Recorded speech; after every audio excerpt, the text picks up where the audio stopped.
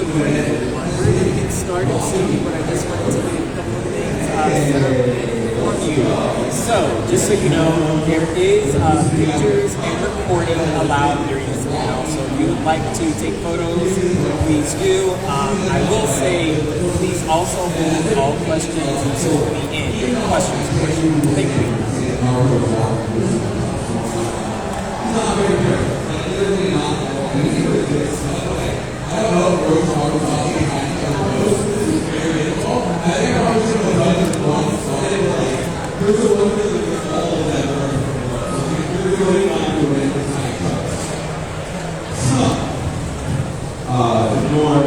Ignore the one side of this, all right? Let's spend it on We're going to go round back up with it. All right, so this is our story, right? Hi, my friends. Okay, so it's showtime. So please grab a seat. And y'all look great, by the way.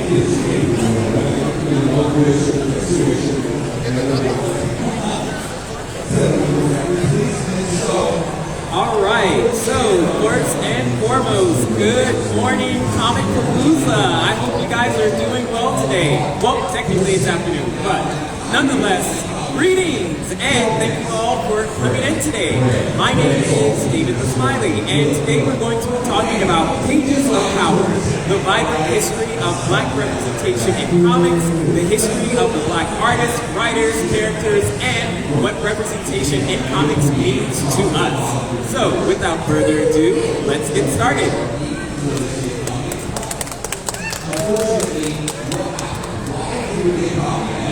Sorry, I forgot to turn my clicker on. My bad, that's my mistake. Here you go.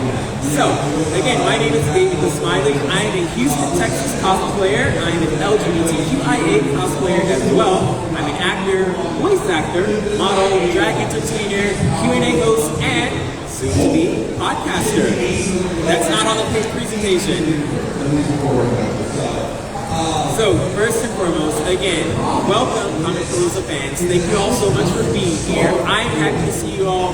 I'm happy that you guys are here today. Today, what we're going to be talking about is why representation matters. We'll be talking about the impact of the actors, artists, writers, and authors, and of course, the different superheroes.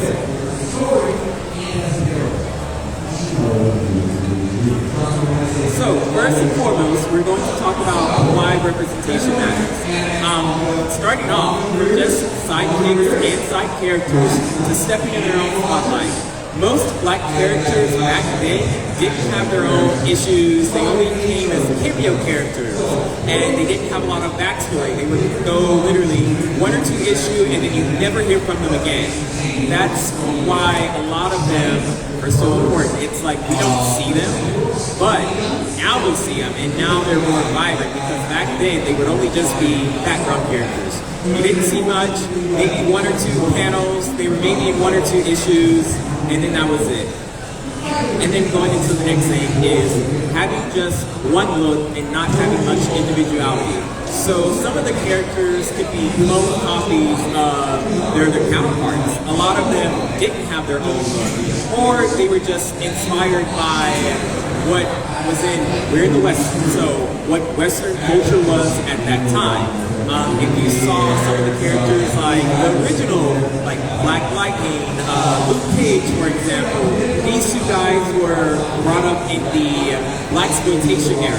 So for those characters, they were literally like just there and that, and then they had like all the crazy afros, like the whole jive turkey, like kind of look to them, like the whole pimp everything. So if you know what the Blaxploitation era is, good for you. If you don't know, I do recommend you go look that up and compare some of the original introductions to some of the characters as to how they look now.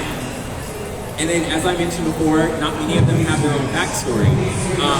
One other thing is some of them will literally only have a backstory, they'll be in for a little bit, and then next, there's a new introduction to the same character, same name, but different backstory, different look, so there's not much consistency with some of these characters as well. And again, you'll see them and they'll just be like, oh, I like this guy, whatever happened to them? And then it's like, oh, I like this girl, what happened to her? And you just don't ever hear from them again. And then as I mentioned before, they're only making cameo appearances. So say for instance, you have Black Panther, who only cameoed in Fantastic Four. And then that's it. You don't see him again. And then all of a sudden, oh, he has his own issue. Or you can have a character like Kid Quick, if you don't know who that is. Or you can have a character like Paul Durant or Cal Durant, or AKA Black Manta's son. For those of you that don't know that, but again, this is a character who has had like 3 different introductions.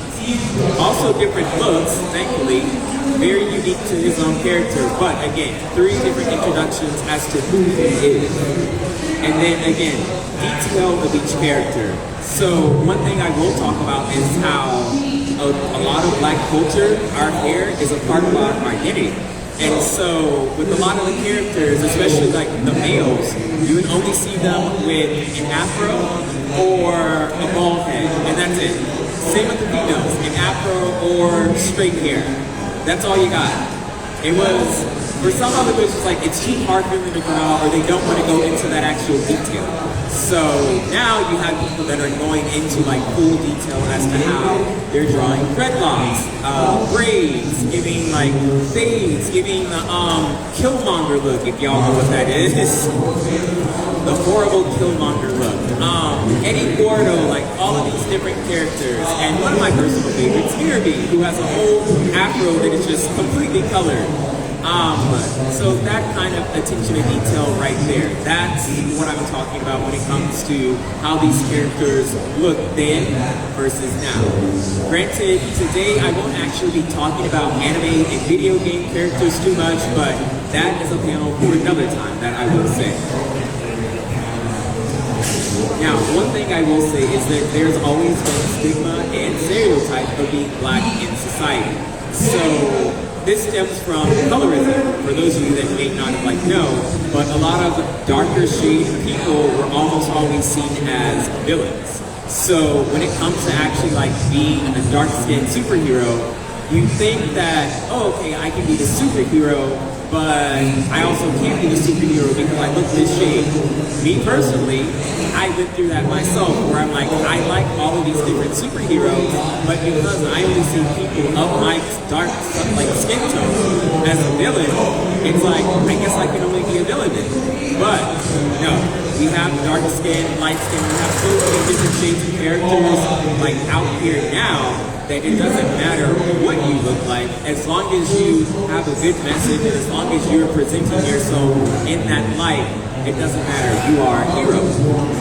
And one of my other things is teens and children, what can they look up to? Back then you didn't see a lot of standalone Black characters, like obviously we had Storm, we had Static, we actually had Miles, and even for some time we had a Black Wonder Woman too. And these are just some of the characters. Even Black Panther has his own standalone. Like, these are some of the characters that you do see, that you do hear of, but what is it that the children can look up to? Enter the Teen Titans. Like, do we actually see like Black teen characters like actually being portrayed in this good light? Cyborg is a prime example. But also Cyborg has his own issues too. But that is one of my prime examples right there, same as Bumblebee and the Herald. And I'm sorry, I have an accent, so that sounded really funny to me. One other thing is limited growth. So again, as I mentioned, you'll see some of the characters in the series, or you'll see them in the panels, and then all of a sudden it's like, okay, where are they going to grow? Are they evolving from their introduction into now? Like, where do you see that character in there? Another thing is also going to be the live action and how they grow in the live action, where you don't see as many of them. I.e. will be an example of Falcon and how he is now the new Captain America. Like, now we see the growth of this character, but then if you enter the Dora Milaje or you enter Black Panther, Shuri, when she became Black Panther, like, was there actual growth for them, or are we just having them as this like one-off character? And I would say War Machine would be like that kind of character where it's like, all right, you just see him, he's here, he's our military guy, and then that's it. And one other thing, as I mentioned, a lot of the characters were brought in during the blaxploitation era, but some of these characters were also brought in during the racial integration, the Jim Crow era. So it's important to see how some of these characters were integrated into what we see now, because a lot of them would not be here today if it wasn't during these times. And there's also the underground black comic movement, so you have all these characters, some of them you see, some of them you don't, and then you also have the prime example with the Milestone Media, that literally was a creation of characters of color. That was created for characters of color, and we get to see them like flourish in their own way. And I just realized I forgot my note cards.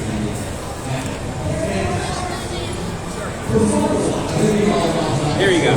Because there's like the section where I'm gonna actually have to like read off of these.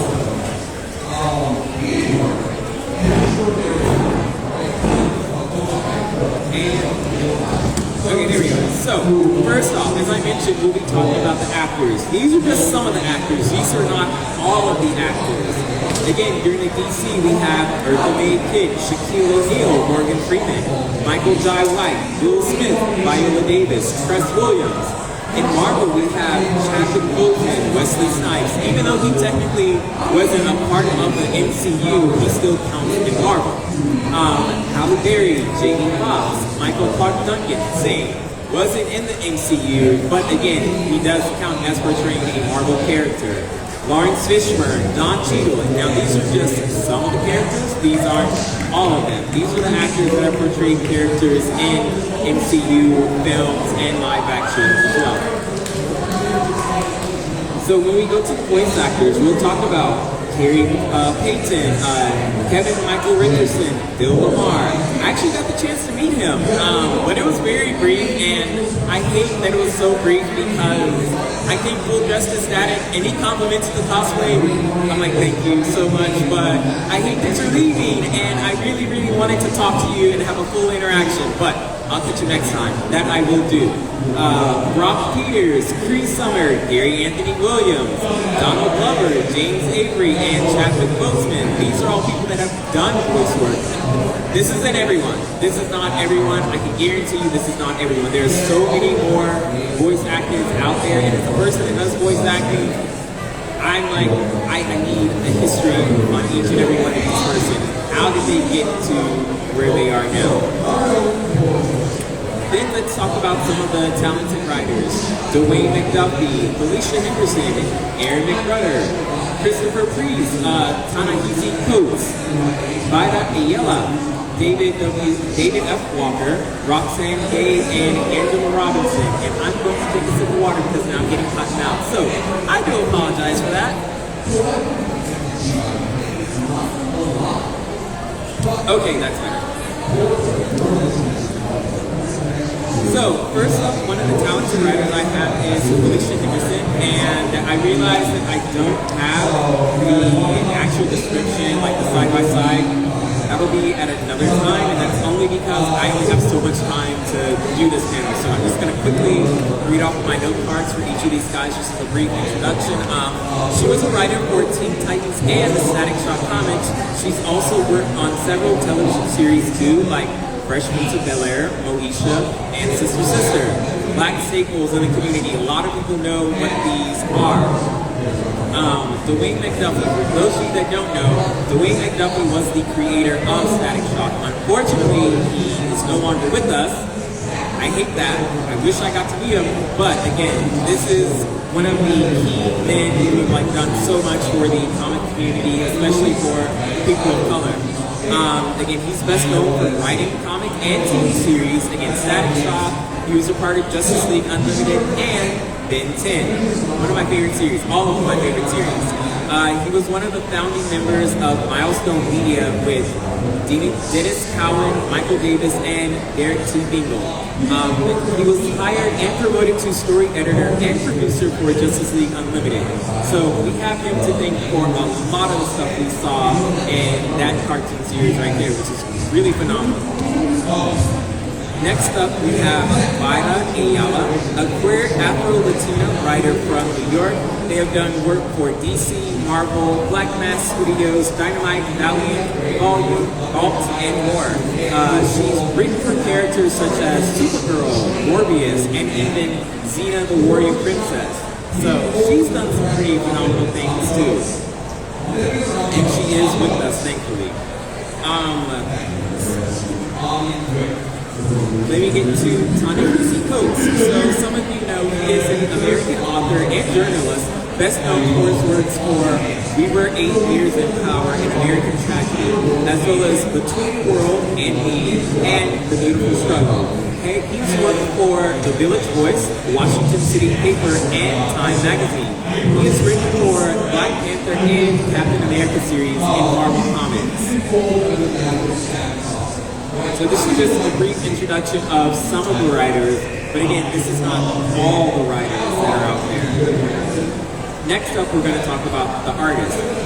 Clarence Baker, Richard Grass Green, Wayne Howard, Stephen Hughes, Jackie Yorms, William Billy Henderson, Graham, Sanford Green, Dennis Cowan, Kerry Randolph, Shannon Wright, Stephen Hughes, and Jamal Campbell. I realized that is there twice.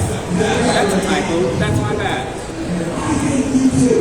So, these are talented artists. Billy Joy Graham from 1935 to 1997. So what I will say when it comes to the artists and with some of the writers, again, this isn't everyone, but a lot of these guys died as starving artists. And for this, these are people who wanted their art seen, however, their art didn't get them any money because they were not given credit for their art. So some of these guys we do not have like here with us anymore, but they did a lot of work.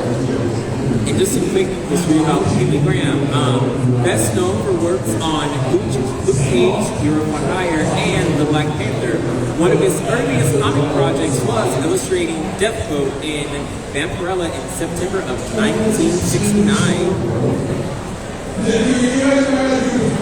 those of you that don't know, Jackie Yorms, she was an American cartoonist. She is known as the first African-American woman cartoonist and creator of the Torchy Brown comic strip and the Patty Jean Ginger panel. Again, born 1911 through 1985. So unfortunately, she's no longer with us either.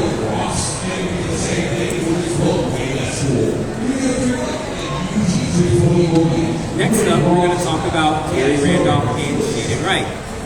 Kerry Randolph has worked on series such as Charismatic, not Charismatic, Charismatic, Starborn, Tech Jacket, Mosaic, Excellence. He's worked with DC Comics, Epic Comics, Marvel, Aspen, Image, and Boom Studios. First published comic works was in Spider-Man and Legend of the Spider-Man #5 in 2003, and he is still here with us. Next up, we have Shannon Wright, American cartoonist known for her realistic representation of Black community through her art. She has made work for Time, BBC, The Guardian, Bitch Media, Boom Studios, The New York Times, Fader, The Baffler, The Nib, and Mother Jones. She is also still here with us. Now next up, we're going to go into the art style of a lot of the characters. Well, some, not all. But these are some of the first works for Black Panther and Storm. And also, there's a Storm in the audience right here that literally has the exact same cosplay on. Yes, I see you, baby, I see you.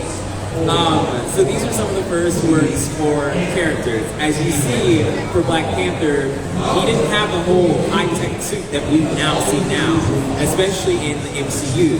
Same with Storm. But if we go back to X-Men 1997, she has this look on today. However, there's more detail to it versus how she was back then.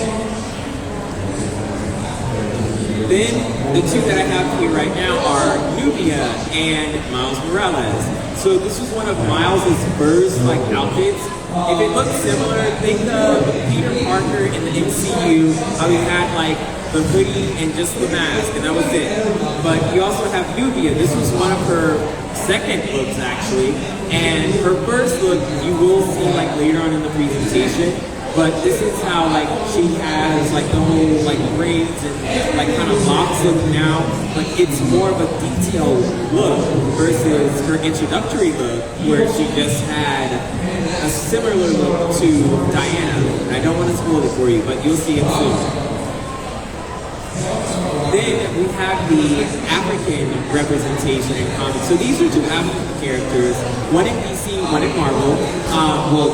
We also just went through Black Panther and Storm, but also including Tyrock and Madame Slay. So these two characters, you don't see too much of them, but in perspectively, there was actual African representation in comics. And you know, there is a difference between Black representation and African representation. I recently learned that, and it's also mostly going into the lore of African culture versus how Black representation is more westernized, as we see today.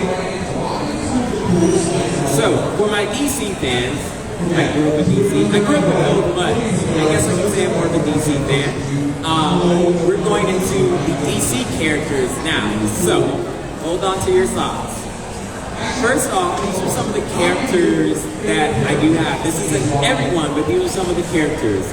Black Lightning, Static Shock, Green Lantern, Catwoman, Cyborg, Steel, Mr. Terrific, Bumblebee, Aqualad, Firestorm, Nubia, Tyrock, Black Manta, Amanda Waller, Black Queen, Kid Quick, Kid Flash, and Freedom Beats. Again, this isn't everyone, but these are some of them. Now, mind you, all these characters have had comic, animated, and live action adaptations as well. So, if you didn't know, now you know. So let's talk about some of the live action, some of the first live action. As you can see, I have Eartha Mae Kitt as Catwoman, and then I also have Steel. A lot of people forget that Steel was actually put into a live action movie before the DC cinematic universe. And mind you, that's Shaquille O'Neal. For those of you that don't know, yes, Shaquille O'Neal was a superhero. Even though he did that movie, was it Kazam, if I'm not mistaken? Or do we just forget about that? Do we forget about it? No, we don't forget about it. It still counts. It's a great film. Okay, so he wasn't in Sinbad. I mean, okay, no, yeah, Sinbad, the guy in Sinbad, yes, him too. I kind of forgot his name, but you have to remind me later. But yes, like these are just some of the first and early characters that were live action. And funny enough, Eartha Kitt's like representation of Catwoman was also translated into the comics. So if you ever look at Catwoman and you see how she has like a very lighter tone to her, and then you might see in a different iteration or in an animated iteration where she has a darker tone to her. That was thanks to Eartha Kitt. We love her, and we hate that she is no longer here with us. I love her work as Yzma in The Emperor's New Groove. So comics, we also have Green Lantern and Black Lightning. This is one of their iterations as characters. It's not the iteration, but again, they have multiple iterations as their characters. And then we go into the animation of Cyborg and Mr. Terrific, both during the DC animated series, which honestly, these two versions are my favorite. Like Teen Titans, I love Teen Titans. I love Justice League Unlimited. I wish they did a crossover, but they didn't. Well, yeah, no, they didn't do a crossover. That was Static and Batman Beyond. Again, some of my favorites. Now let's get to some of the first characters. Ralph Jackson was a character that debuted in 1945, and this was in World's Finest, number 17. This comic was still being written during the, as America was fighting during the Axis power, so this is during war. So one of DC's earlier characters was depicted as a superhero, but no superpowers, he was just a soldier. So tell you like some of the early depictions, like, okay, we have this character, we're not going to give him powers, but he's still considered a hero because he's, again, across seas fighting a war for his country. Next up we have Mr. Terrific. So the interesting thing about Mr. Terrific is that this is the second Mr. Terrific. There was actually a first Mr. Terrific. As we see, we have Michael Hope, who debuted in 1997. And then also as the Spectre, but he was the second Mr. Terrific. The first Mr. Terrific was Terry Sloan, who debuted back in 1942. Same kind of power set, same intellect, Olympic athletes and geniuses. Now, this Mr. Terrific has run like operations for the Justice League. So when it comes to a guy who is like up there running stuff, this guy's your guy right here.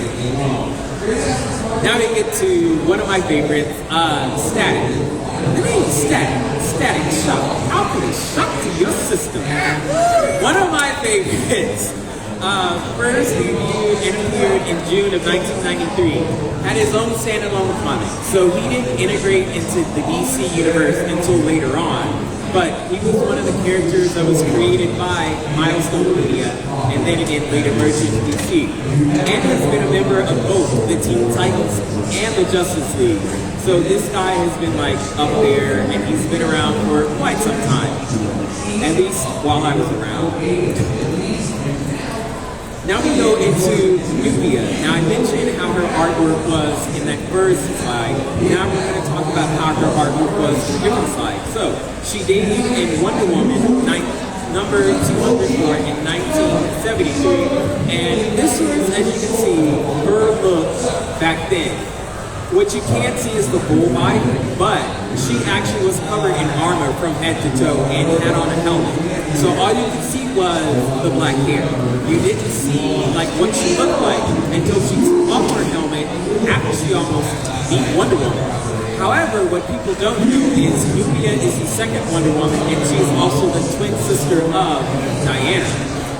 The thing about Nubia is that she was kidnapped. And as you know, Diana was raised on Themyscira, the island of women. Nubia was raised on the floating islands, the island of all men. Now, however, she is only, and still at this time, mostly doing, well, she has her own comics too, but at the beginning, she started as making cameo appearances and as an anti-hero.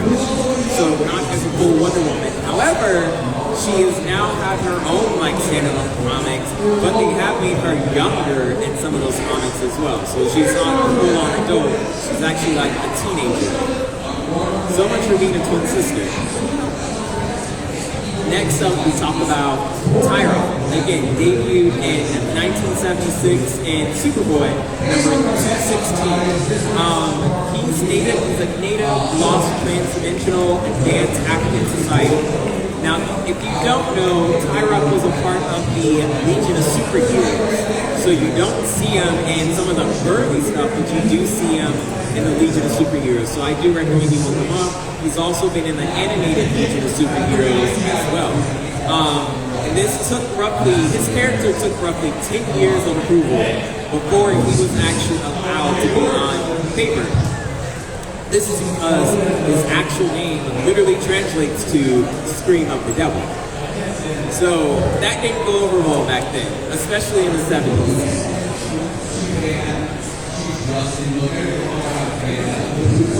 Next up, we're going to talk about Firestorm. So the interesting thing about Firestorm is he's actually a combination of two characters. Debuted in 1978, and he's a character, again, made up of Ronnie Raven and Martin Stein. However, they share the same body, and the body mostly shows Ronnie's look instead of Martin's look, because during their incident when they were fused together, Ronnie was the one that was still awake and conscious, and Martin wasn't. So, Firestorm favors Ronnie's look. And this is actually really cool because later on in the comics, the two actually separate. So, Ronnie has his own body and Martin has his own body. And this is in their comics too.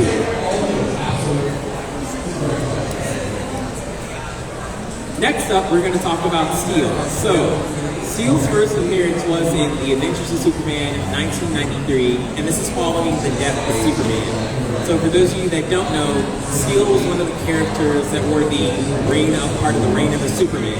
So you had Steel, who was a weapons expert and created his own Superman version, and as you can see the S on his chest, he also embodies who Superman is. This is John Henry Irons, and so he is one of the black superheroes to have their own live-action movies before the DC cinematic universe, for those of you that don't know. And again, this is the comic version, and this is Shaq's version. And also, John Henry Irons, if you haven't heard, there was a animated about a character named John Henry.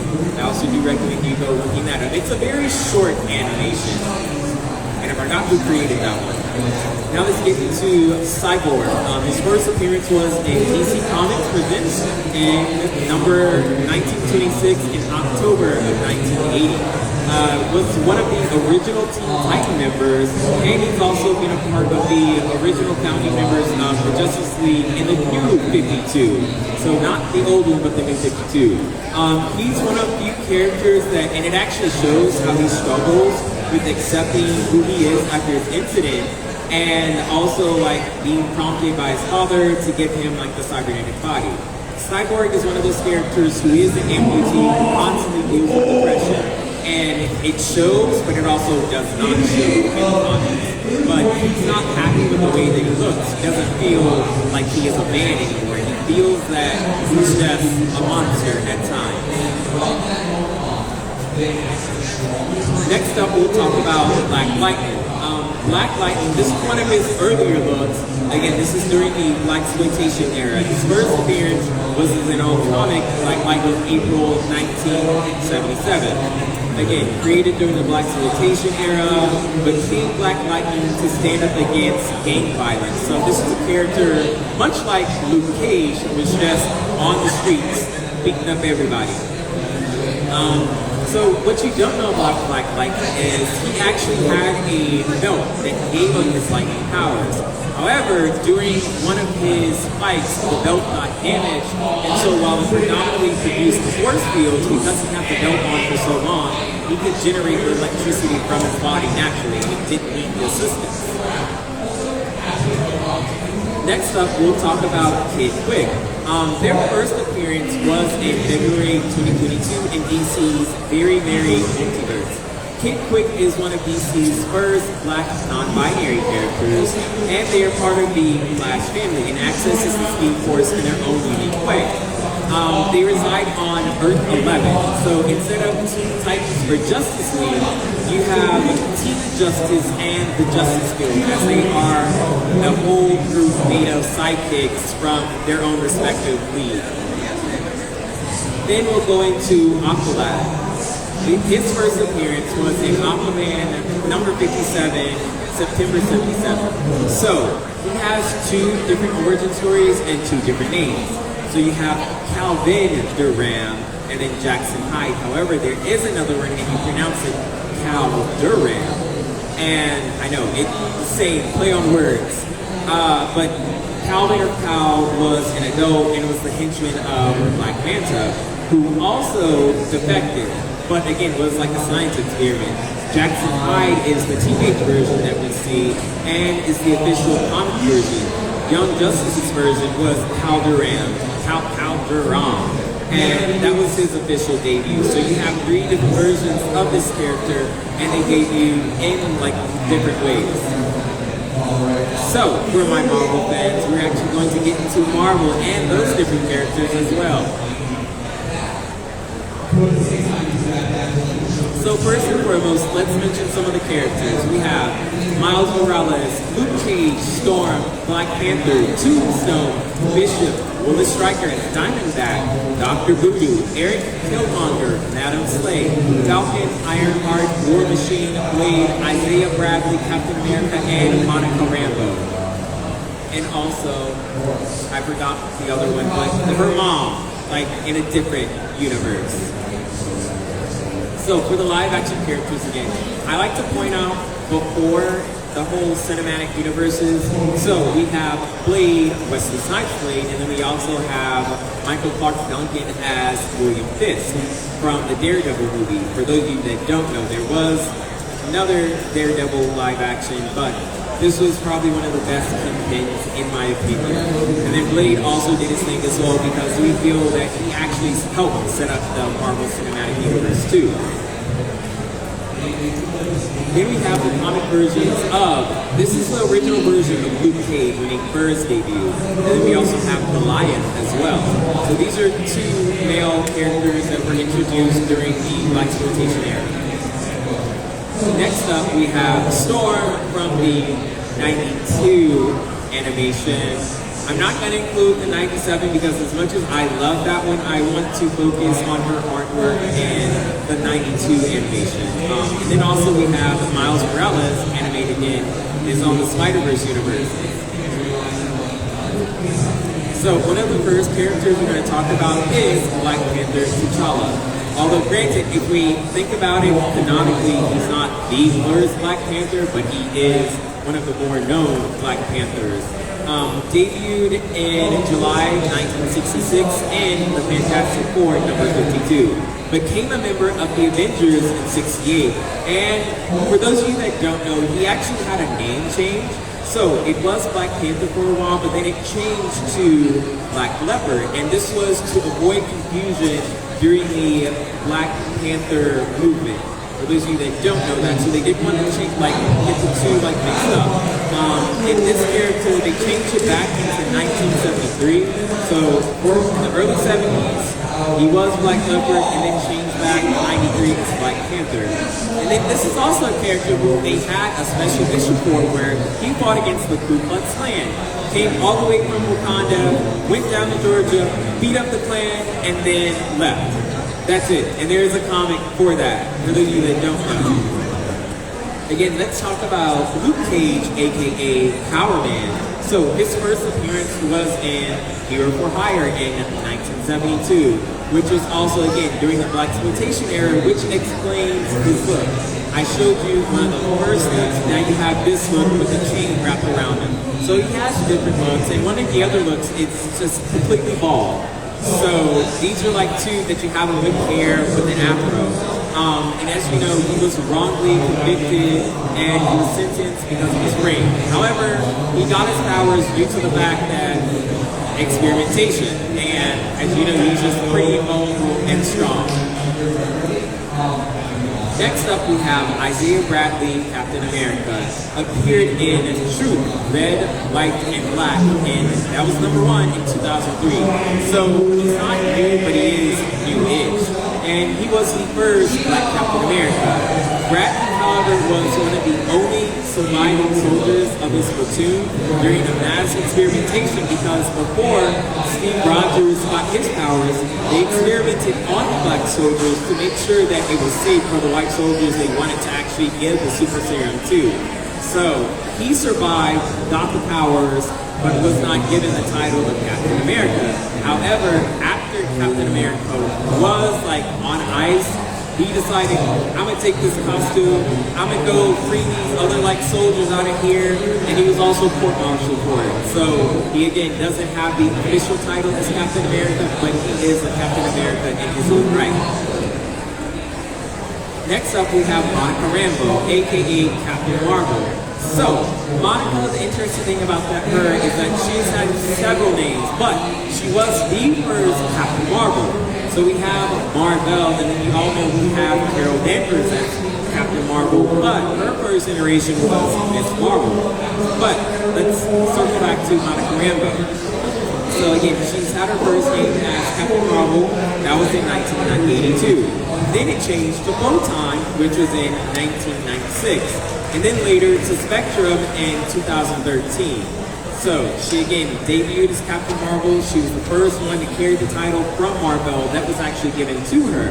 And she is the first female Captain Marvel, which again is really neat. And we also see that she's been in a live action too. which is also great as well in some of her different costumes. So for each look she's had, each name she's had a different costume. Now, for those of you that don't know, this is Madame Slay. Now, Madame Slay has really only appeared in 2 comics, and we love the name, obviously. But first appearance was in Jungle Action Volume 2 in 1975, and she has only made a few comic appearances. She is the lover of Eric Killmonger. So she wears leopards, she wears a leopard print in honor of him. And so she's also tried to kill Black Panther to actually get her revenge for him. One other thing is that she doesn't have any powers. She is on the continent of Wakanda. At the same time, she doesn't have any powers, but she does rule over leopards, and she also has this big 7-8 foot bodyguard who's just ripped, nothing but muscles. And she's a force to be reckoned with, but she also dabbles with mental manipulation too. So think Poison Ivy, but in a different tone, because she's also manipulated Tony Stark at one point and literally got him in so much trouble just because of that.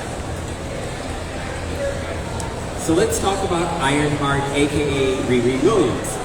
She's made cameo appearances in Invincible Iron Man Volume number 2 in 2016.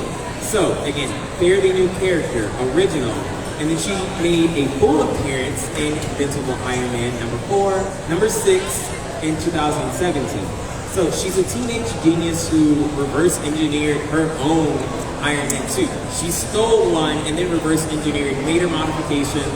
So basically everything that Tony did after Iron Man 2, where he can just call the suits and it's only coded to him, she did that for herself. And before the events of Civil War 2, Tony Stark actually builds her an AI construct of himself. So instead of her having her own Jarvis or Friday, she gets her own Tony. And he actually guides her throughout her journey as a hero. And she's also one of the few characters that does have a live action counterpart as well. Just a side note, I actually did get to meet Dominique Jackson when she was here last year. So I was just and I was dressed as Shuri. So I definitely got to meet her and do my Shuri impersonation and let her know that I am the Black Panther. So it was very fun. It was a little moment for me. Next up, this is the original look of Blade. So no, your eyes don't deceive you. This is what Blade actually looked like when he first debuted in Dracula number 10. So again, this is in 1972. As I keep mentioning, some of these characters were brought in during the Blaxploitation era. That's why they have so many afros. That's why they look like they have the whole pimp attire, they just came from the disco with platform, punks, everything. This is what a lot of these characters were drawn as and introduced as. But later on, you see some of their different iterations. You see the live action of these characters, and we love that Wesley Snipes did a very good portrayal of Blade. And so, he is a vampire slayer, but he also is a vampire too, with the ability to heal himself, and he's also worked with the Avengers and Strike Force as well. So he's also a member of the teams too. And he's also been in animated series as well. Next up we have Storm, the lovely Storm. This is one of her other books that they have for her in the comics too. Her first appearance was in Giant Size X-Men, Volume 1, 1975. So, as we all know, Storm is a Omega threat. Not an Omega mutant, an Omega threat. Just so y'all know. She has led the X-Men. She literally got into a fight with Cyclops because he wasn't doing it. He was depressed because his telepathic baddies kept leaving him. So she's like, boy, look here. You aren't fit to lead. I'm gonna lead the team. And until you get your act together, then you can come back and lead everybody. But until then, I'm leading. And she won that fight, and she, again, was the leader. But she's also the daughter of a Kenyan princess, and she's also ruled a nation. She's also had a marriage with Black Panther too, but he was a little unfaithful at times, for those of you that don't know that. Just a side note, She was, again, as I mentioned, in a relationship with Black Panther, and she's also revered as a goddess in her culture. Next up, we have Dr. Voodoo, or AKA Brother Voodoo. He debuted in Strange Tales number 169 in 1973. This is a character who's Haitian, so there aren't many Haitian characters. We have African-related characters from the continent, but we also don't have a lot of Haitian, Jamaican characters out there too. But we do have like Afro-Latina characters as well, aka this is Miles Morales, but we'll get into that later. He has ruled, he's returned to Haiti after being trained. His brother followed their customs and was the supreme Houdon, or supreme priest, and his brother inhabits his body as a spirit. So that's, the Houdon is part of like the Haitian culture. There's so much more to it, but I also don't know as much as I would like to. And I'm not gonna lie about that. I don't know as much as I would like to, but I do plan on learning more about the Haitian culture and the different African cultures as well. Now we have Miles Morales, Spider-Man, who has also been making his own waves too. His first appearance was in Ultimate Comics Fallout number 4, August 3rd, 2011. So, Miles is one of the first Black Spider-Man, but again, he is the second Latino Spider-Man because again, he is a Afro-Latino Spider-Man. Miguel O'Hara, we like him, but we don't like him. He do too much. Made his first appearance in November 1992, but he was the first Latino Spider-Man and has replaced Peter Parker at times too. Miles is the only Spider-Man with the camouflage and Venom Strike class abilities. So if you want something unique about, and this is natural, this is from his spider bite. So he actually can do this on his own. He doesn't need a suit. The suit doesn't do it for him, he does it. And we love that he's also had his own animated series, and he's a part of the animated series, but he also has his own Spider-Verse movies too. We can't wait for the live action. We hope the live action does well. Side note, I do cosplay as Miles. And then let's get into War Machine. So his first appearance was in Iron Man, and he was mostly a side character, and this debuted in January of 1979. His name is James Rhodes, and he actually put on the original gold and red Iron Man suit, and this is when Tony Stark couldn't keep up the mantle because of alcoholism and depression. So he decided he is going to take up the mantle for him, as he was also one of the people that actually worked on the suit for him. So you see James is like, I already know how to operate the suit, but let me actually keep up the mantle, keep up the appearances, but the one thing he never did is that he never took off the actual mask. So you can see him, but you don't see that it's him. And again, one thing about the Iron Man suit is that you can change up your voice with it. And Rhodes was primarily the supporting character for Tony Stark. So before then, as you all know, he had the red and gold, but now he had this full War Machine look, which is the gray and silver look. So, thank you all for first off sitting here and watching me babble, but let's get into the actual closing remarks. For each of you that are here, I hope you know that each of these characters represent all of us in one form or another. So it doesn't matter what you look on the outside, it's what on the inside that actually counts. And that all of these characters here, like what they represent, how they look, how they are, everything, they do represent us in one form or another. We talked about the history and how it's a major part of the comic book world. If it wasn't for some of these characters, we would not get what we have in live action and animation today. And how some of these characters have, their cameo appearances have done so much for us. I just also want you to know that the arts truly do matter. And do know that every one of you that are sitting out here in this audience, we are all heroes too. And again, you are all why the representation matters. So I hope you all know that. Again, my name is David the Smiley, and thank you all for tuning in and sitting here today. Thank you. So I do have time for questions, so if you guys would like to come up and the microphone is right there. So please just let me know.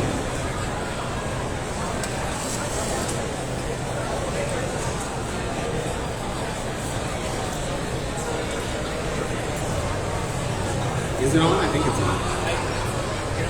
I think you might have to click the button. I think the button's like on the bottom.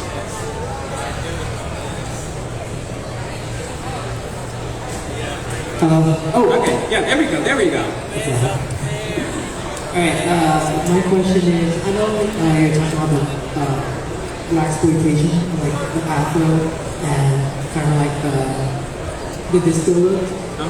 Do you, or what's your take, or do you consider the pattern of black comic characters somehow having electric-based powers as kind of the new age?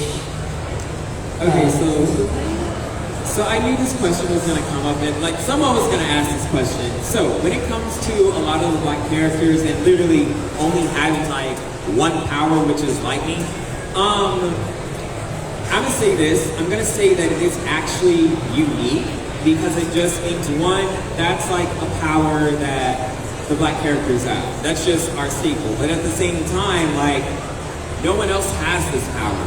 You don't see someone like, actually no, well, one of the other Superman, I can't even say that anymore. One of the other versions of Batman. You don't see Wonder Woman with lightning powers. You don't see that. You don't see Robin with lightning powers. So to me, it's very unique, and it's very like just showing it like, hey, this was designated for us, but what we're actually gonna do is we're going to take that and then we're going to like make that flourish and make it grow.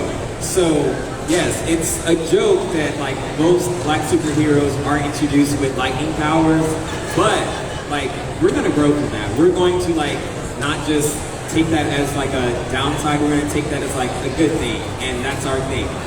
Awesome, thank you. And then, so before I do like send you guys away, I do also want to say that, again, thank you all for sitting here, taking your time to listen.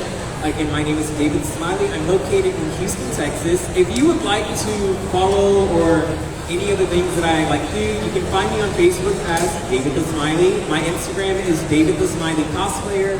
I also have a YouTube and TikTok as David the Smiley. My email here is davidsmiley.com. If you don't want to ask questions here, please feel free to email me for any other thing. And then my website is davidsmiley.com. One other thing that I will say is I mentioned that I'll be doing podcasts too. So Monday, I will be doing my first podcast, and it is called Let's Talk. And we'll be talking about why representation matters across the media. I will actually be interviewing someone, a music artist from New York, the New York State, mind you. And their name is Aya Basin, and they are Jewish American. And side note, it is also Jewish American Heritage Month, as well as AAPI and mental health awareness. So we will actually be speaking about like the different representation, and we're going to be talking about their music too. So if you would like to, please tune into the live that I will definitely have, as well as the podcast, which will be on Spotify and YouTube. Again, thank you all so much for your time, and I hope you all have a wonderful day. Enjoy the time.